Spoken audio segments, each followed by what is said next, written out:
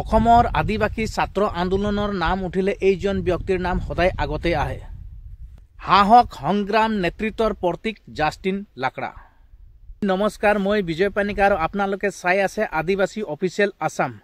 আজি আমি আলোচনা কৰিম আদিবাসী ছাত্ৰ সন্থাৰ প্ৰতিষ্ঠাপক সভাপতি জাষ্টিন লাকৰাৰ জীৱনী। জাষ্টিন লাকৰা আছিল আদিবাসী ছাত্ৰ সন্থাৰ প্ৰতিষ্ঠাপক সভাপতি। তেওঁৰ জন্ম হৈছিল 1970 চনৰ 2 অক্টোবৰ তাৰিখে কোকৰাঝাৰ জিলাৰ গোসাই গাঁৱত তেওঁৰ জন্ম হৈছিল।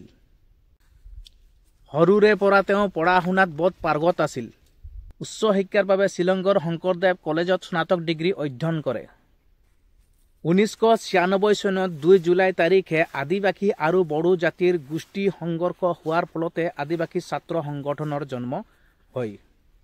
আদিবাসী আৰু বড়ো সম্প্ৰদায়ৰ মাজত গোষ্ঠী সংঘাতৰ মূল কাৰণ হৈছে ভূমিৰ অধিকাৰ, সম্পদৰ বিতৰণ, ৰাজনৈতিক প্ৰতিনিধিৰ অভাৱ, সাংস্কৃতিক সংঘাত আৰু ঐতিহাসিক বৈষম্য, যিয়ে সময়ে সময়ে অসমত বিশেষকৈ বিটিয়াৰ অঞ্চলত জাতিগত সংঘাতৰ সৃষ্টি কৰিছে, য'ত বড়োসকলে নিজৰ জনগোষ্ঠীৰ স্বাৰ্থ শাসন আৰু জনগোষ্ঠীৰ পৰিচয় ৰক্ষা কৰিব বিচাৰে।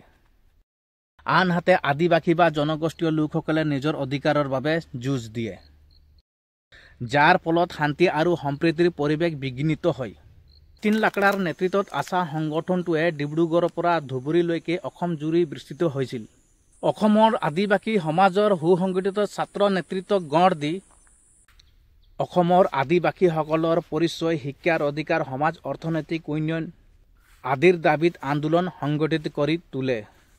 তেওঁ আদিবাসী ছাত্ৰ আন্দোলনৰ প্ৰচণ্ড শক্তি বুলি বৰ্ণনা কৰা হয়। 2010 চনৰ 14 জুলাই তাৰিখে ৰোগত আক্ৰান্ত হৈ স্বাধীন অৱস্থাত তেওঁৰ মৃত্যু হয়। তেওঁৰ মৃত্যু আদিবাসী সমাজৰ বাবে অপূৰণীয় এটা ক্ষতি।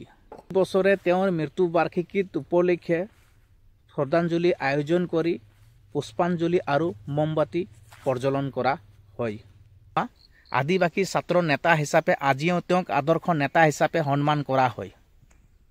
এইখিনি আছিল অসম আদিবাসী ছাত্ৰ সংগঠনৰ প্ৰতিষ্ঠাপক সভাপতি জাষ্টিন লাকৰাৰ চমু জীৱনী। আপোনালোকে ভিডিঅ'টো কেনে পালে কমেণ্ট কৰি জনাব, শ্বেয়াৰ কৰিব আৰু পাৰিলে আপোনাৰ বন্ধুবৰ্গক সকলোকে শ্বেয়াৰ কৰিব, তেখেতসকলে যাতে ইনফৰমেশ্যন ভিডিঅ'বিলাক পাই থাকে। আজিৰ ভিডিঅ'টো ইয়াতে সমাপ্ত কৰিছোঁ। ধন্যবাদ।